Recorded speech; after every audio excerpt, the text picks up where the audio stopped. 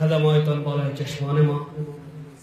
امروز که شما غم ما را هم خود دانستید، باز هم از شما سپاسگزار هستیم که در این عمل انتحاری از ما شهیدا دادیم. ما شهید شدن سناتور صاحب ما رویل سینگ و معاون دیگهشان راجو سینگ و هم سنگرشان دیگه هموطنان ما که شهید شدن جوان و کلانتر صاحب میر سینگ امریک سینگ اینا کلانترهای جلال آباد بودن از ننگرهار.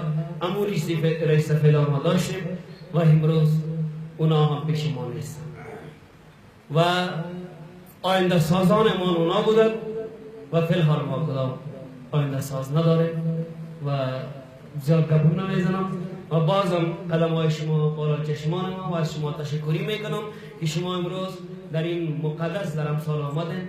بازم چنان تشکر. सतनाम श्री वाहिगुरु साहिब जी तिरंगा पहला एक ओंकार सतनाम करता पुरख निरभव निर्वैर काल मूर्ति अजूनी सैकांगुर प्रसाद या के अर्ज गुफ्तम पेश तू दरगो शिकुर करता हका कबीर करीम तो बेअब परवरदिगार दुनिया मुकाम फैनी तहकीक जिंदानी नाम से अजराइल गिरफ्त दिल है जिनादानी जान पे सर पे दर बिरादरा कसने सदस्तंगी आखिर बिरफ्तम कसन दारत चुन शवत तकबीर सब रोज गश्तम दर हवा करते बदी ख्याल गाहे नने की कार करदम ममचुनी है बदबख्त हम जो बखील गाफर बेनजर बेबाक नानक बगोयत जम तरा तेरी चाकर बखा कांतन गुरन सगी महाराज चित्ता से स्वर्गीय अपने चरणा करुणा विनिवास बख्शी इसे सर्वन्न सुबता फल बख्शी मुसलमान का कदम दरगाह लिखे लाना सुख होवे नाम चित्यावे नानक नाम चढ़ती कला तेरे पने सर्वदा भला। बिस्मिल्लाहिर्रहमानिर्रहीम। जलालत मौब मुहतरम जनाब रईस जमहूर, همه حاضرین محترم، در آغاز از دست دادن هموطنان عزیز ما را که در رویداد تروریستی ولایت ننگرهار قربانی شدند به جناب شما و همه هموطنان عزیز تسلیت میگویم. همه مردم کشور در سوگ و اندوه هموطنان خود شریکند. این غم و اندوه بر شانه های همه ما سنگینی میکند. در این بخش از محترم سورپال سنگ برای صحبت دعوت می‌کنم. واحد جی کا خالصہ واحد جی کی فتح. به نام خداوند بزرگ. به اجازه محترم رئیس جمهوری اسلامی افغانستان پدرم شهید اوتار سنگ خالصہ در شهر گردش ولایت پکتیا در خانواده روشنفکر وطن دوست دید به جهان کشید.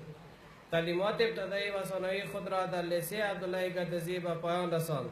بعد در صفوف قوای مسلح وقت در مربوطات کل اردوی ولایت پکتیا الی رتبه جگرنی مصدر خدمت به وطن عزیز افغانستان کرد که بعد به ولایت پکتیا و ولایت غزنی نقل مکان نمود.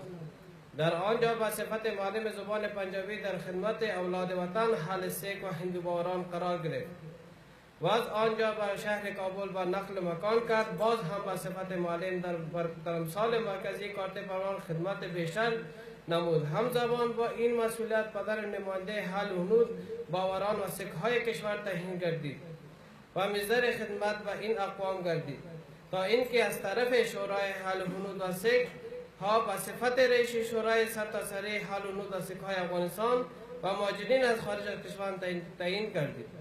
این مسئولیت را مردوان به دوش گرفت.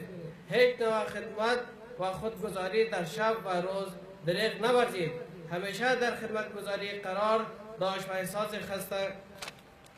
خستگی و ناراحتی نمی‌کرد. هر مشکلی که حل و نود می آمدند در حال آن اقدام می کرد و هر نوع شرایط جنگی هیچگاه تصمیم خارج شدن از کشور عزیز خود نگرفت و همیشه در بین مردم شریف افغانستان دوش به دوش زندگی آبرومردانه خود را پیش ببرد. دارای اخلاق حمیده هدف فراوان بود که نه تنها در بین حل و نود سیک بلکه در بین برادران مسلمان هموطن خود برای خویش جایگاه خاص پیدا کرده بود. پدر نهایت دلسوز، وطن پرست، غریب نواز بود. از طرف مردم ما حل و نود سیک با صفت رئیس کمیته در امثالهای شهر کابل به کارت پروان تعیین گردید. این بار مسئولیت نیز را عهده دارد.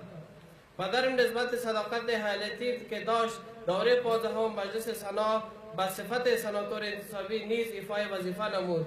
مصدر خدمت قرار گرفت. پدر وظیفه خود را طور صادقانه پاک بدون خستگی و پرکاری در شب و روز در خدمت مردم شریف ما قرار داشت. با دلسوزی کامل وظیفه خود را به علایش انجام داد و همیشه ابراز نظر نیک و خیر نمود که همه حال هنود و سک کشور و دیگر برادران مسلمانان ما از کارکردها و خدمت وی راضی بودند. پدر احترام عمیق به دین اسلام و برادران مسلمان هموطن خود داشت. همراه هر شخص برخورد انسانی، اخلاقی، ادبی نمود و هر مشکلی که برمیخوردند با چهره‌های بشاش مشکلشان را حل میکرد. همیشه از بیچاره ها، مسکین ها بدون تعذیب ملیت مذهب دستگیری می نمود که برای اکثر برادران مسلمان ما با وی شناخت داشتند روشن هودا بود. همیشه پدر ما فرزندان خود را توصیه برمیخورد، ادب اخلاقی انسانی می نمود و می گفت هر وقت که مسکین را دیدی و هر قدر کمک داشتی دستگیر کن. را که پدر ما میرفت را صداقت، حقیقت، توکل با خدا جل جلاله بود. هیچگاه از گفتن سخن حق نمی حرسید. همیشه می گفت حق نام خدا هست. در راه حق چشم پوشید. می گفت در هر راهی که حق بمیرم افتخار می کنم و محترم شد. هرگز از گفتن حق رفتن در راه حق دریغ نمی ورزید. هر زمانی که طریق رسانه ها می دید و می شنید برادرای مسلمان ما اثر حادثهای گوناگون و شهادت می رسیدند چشمانش جاری می شد و نهایت افسوس می کرد. حتی غذا هم نمی خورد. در مورد عاطفه پدرم اگر ورق هم بنویسم کم است. اما خلاصه این که پدرم اوتار سینگ خالصه در این آخر با پشتیبانی حل و نود سیک در داخل کشور و مهاجرین از خارج از کشور تشویق به برادران مسلمان که با وی رابطه داشتند به حیث کاندید مستقل ولسی جرگه معرفی کردید. در این اول لیست اسم پدرم درج بود، اما بدبختانه به تاریخ 10 سرطان 1397 روز یک شنبه ساعت 4 بجه عصر در شهر جلال‌آباد جهت اشتراک در یک نشست با رئیس جمهور کشور اعظم گردیده بودند که از سر یک حمله انکاری بزدلانه به جهان شهادت نوشید. روحشان شاد باد. ما خوانه به کیف رسیدن این عمل ناجوان مردانه می باشیم. نگفته نماند گذشته ها که حملات نامردانه جرأت ما را تقویه کرد و هیچگاه از ادامه راه پدر خود منصرف نمی شویم و هیچگاه و ترک وطن عزیز خود را در سراسر پیروزانیم که راه صدقانه پاک پدر خویش را تعقیب می نماییم. در آخر از تشریف آوری شما شخصیت های برجسته کشور بزرگان عزیز یک جهان اظهار سپاس تشکری می نماییم. در قدم های شما را گرامی می داریم از این که با ما غم شریکی شده اید. برای شما اجرای عظیم آخرت می خواهیم. خداوند جل جلاله بدن و دیگر شهیدان را بیامرزد، روحشان شاد باد. تشکر از صحبت‌های محترم سورپال سینگ و حال از محترم جناب رئیس جمهور دعوت می‌گردد تا غم شریکی خویش را با هموطنان عزیز ابراز فرماید. بسم الله الرحمن الرحیم. هموطنان گرامی، برادر عزیز، الفاظ را ندارم که تسلیت داد. این تنها یک حادثه نبود، یک فاجعه بود. فاجعه که در او از شخصیت‌های برجسته تا جوانایی که آینده را سرش حساب می‌کردید در اثر یک حمله بزدلانه جان خود فدای از وطن ساخت. ما به هر یک از خانواده‌های محترم و تمام حاضرین مجلس با تمام هموطنای سیک و اونود ما ابراز تسلیت دارم. هموطنای سیک و هندوی افغانستان همیشه افغان بودن، همیشه افغان خواهد بودن و امروز افتخار افغان است.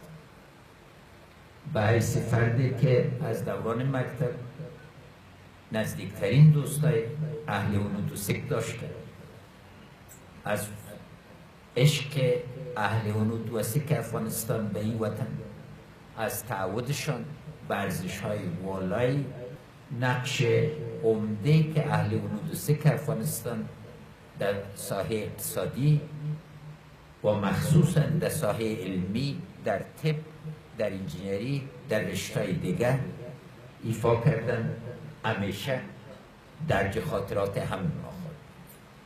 من میخوایم اطمینان بتون که تمام کوشش‌های دولت به خرج خواهد رفت که مسئولین بزدل از این حادثه دستگیر شوند و به جزا برسند و همچنین به خانواده کمک خواهد شد و امید است که کمیسیون انتخابات تصمیم بگیره که یک کاندید دیگر که در اثر درگذشت پدر محترم شان صورت گرفته به زودی ممکنه معرفی شد تا بتانند در اینجا اطمینان کامل داشته باشند که کرسی ایفا خواهد شد و همچنین همیشه توجه دولت تا وقتی که ما خادمتان این مسئولیت و این امانت به عهده داشته باشم متوجه شما خواهد باشم. بازم تسلیت میکنم، تشکر میکنم و تعهد میکنیم که محبت که با بازماندگان با هم باید داشته باشیم حکایت از اعمال نیک، صفات و اخلاق والای کسایی باشه که امروز در غمشان همه ما ششتیم. همه موفق باشن و امید است که تلاشای ما نتیجه بده که مردم افغانستان مثل که در 3 روزی عید بار اول در 40 سال روزای امید دیدن برای سالها و امید است برای قرنها پست فضایی باشه که با اطمینان باشه.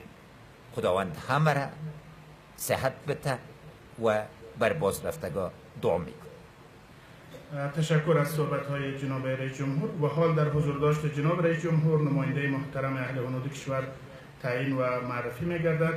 از محترم دلیپ سینگ و انجینیر کشینگ دعوت می‌گردد تا محترم نریندر سینگ را به حیث نمایندهشان معرفی فرمایند. به اجازه رئیس دولت د افغانستان ولسمشر مونږ به یو دسمال د ورور په غاړه کې واچوو، خو چون دا چوکۍ انتخابي ده او دا د قومونو حق ده، دې باندې به قومونه کښېني او قومونه به خپل کمیسیون انتخاباتو ته معرفي کړي او دا د پلار په اصلاح هغه مشرتوب چې په درمسال کې درلود نور خدمت او دا به مونږ د دې ورور ته وسپارو او چون چوکۍ انتخابي ده دا به خپل د غزني خلک، د کابل خلک او هم د جلال آباد خلک او نور د افغانستان ټول هندوان او سکان دا به کښېني او خپل نماینده به د قانون سره سم د انتخاباتو د قانون سره سم که انتخاباتو ته معرفي کړي او ستاسو راتګ ته او هغه خدمات مې چې مونږ ته کړي دي د جلال آباد درمسال مځکه وه، ستاسو مونږ ته ډېر ښکلی فرمان را کړی ده. د مونږ د چشمې صاحب په جلال آباد کې ستاسو ډېر ښکلی فرمان را کړی ده او ستاسو په برکت د مونږ په غزني کې درمسالونه جوړ شول.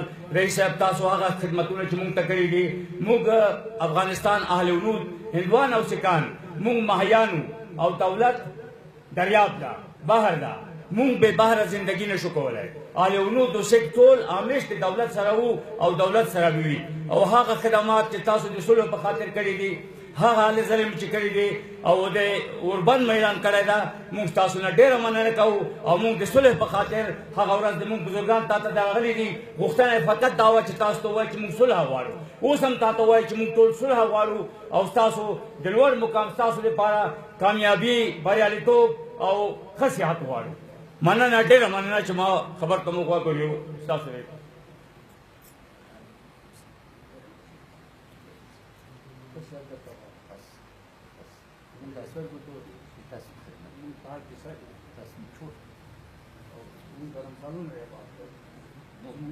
तारीफ दे रहा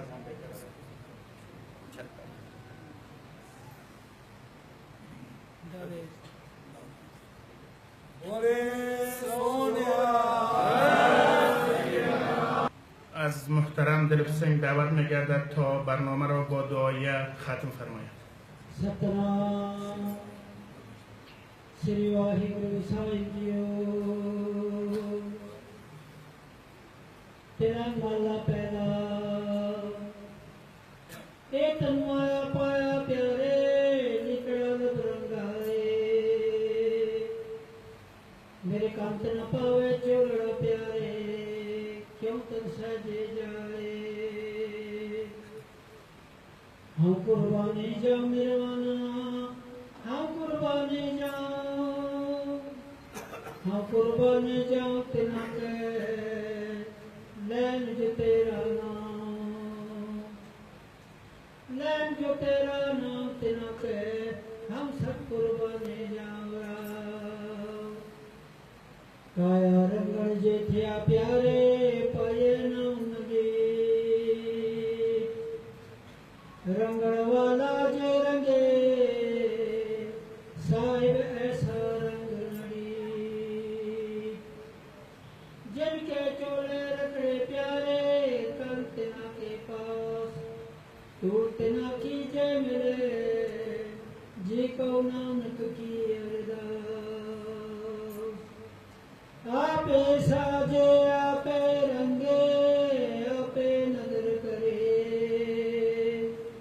नानक कामण कंते पावे आपे ही रावे